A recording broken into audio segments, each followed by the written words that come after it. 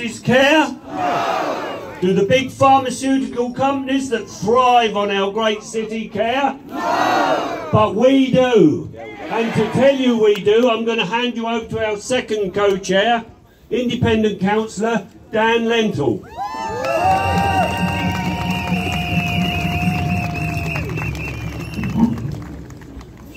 Hi, Cambridge. Those who do not know their history cannot learn from their history. And those who cannot learn from their history are doomed. Doomed, Captain Mannering, to repeat their history. Now, I don't know if you remember, but 3 years ago, quite a lot of history happened to us. There was a virus, and a pandemic, and a lockdown. Now, in retrospect, it wasn't the virus that was scary, right? Lions and tigers and bears, oh my, we're all ape-descended life forms. We could take the virus. What's scary is the thing from 20th century history, which is that us is the big threat to ourselves. We're the ones who can hurt each other and hurt our planet. And what happened during lockdown was that the powers that be suddenly had an idea that our elemental freedom, our freedom to go where we want, do what we want, see who we want, is simply another commodity that can be bought and sold and taxed.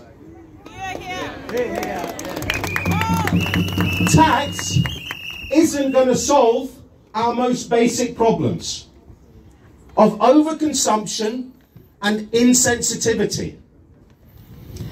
It is simply wrong to have a poll tax, a flat rate tax that hits the low and no paid hardest and puts a paywall between the sickest in our community and their healthcare. So why have it?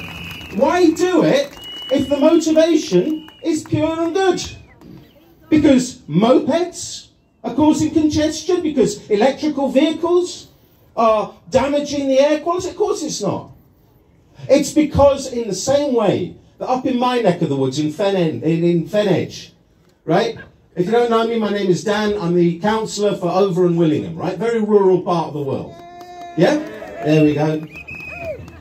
Once upon a time, 300 years ago, some very clever people came along and they drained the fens. Transformed the environment, did immense environmental, economical harm.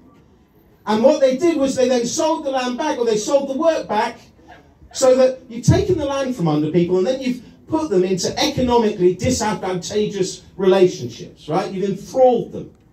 Now, that happened in the 17th century. In the 18th and 19th century, they went global with this idea, taking away people's land and forcing them into uneconomically just situations. This proposal will not make us greener. It will make us meaner. And as has already been said, this is a city with a serious gap between the haves and the have-nots. And the moment that I realised there was this real problem was when I heard the chair of the GCP, or I read her in the newspaper, and she said, we're all in the same boat. We're not all in the same boat. That's what we learned during COVID. We're not all in the same boat. We're in the same storm. Some of us are in yachts. And some of us are barely clinging to the wreckage of shattered hopes and dreams. Policy should be made for everybody. The things that we do in our society should be done for the sake of everybody. And here's my question to you. We've seen it over the past few months. The dodgy data and the completely ludicrous and false consultation. The daft arguments. Neil, why don't you have all your deliveries? You've never answered. Why don't you have all your deliveries on a Saturday? I can't imagine why. Really? Who knows? You would have thought someone at the GCP would have, wanted to check that. So here's the problem. They don't have the arguments. They don't have the data. in the free market of ideas, of which Cambridge has something of a history, I think we'll all agree, the free exchange of knowledge and ideas, they can't win. So they can't win a referendum, so they won't have one. Because what they have is the power. They have the power to force this on us. Except for one thing. That's not their power.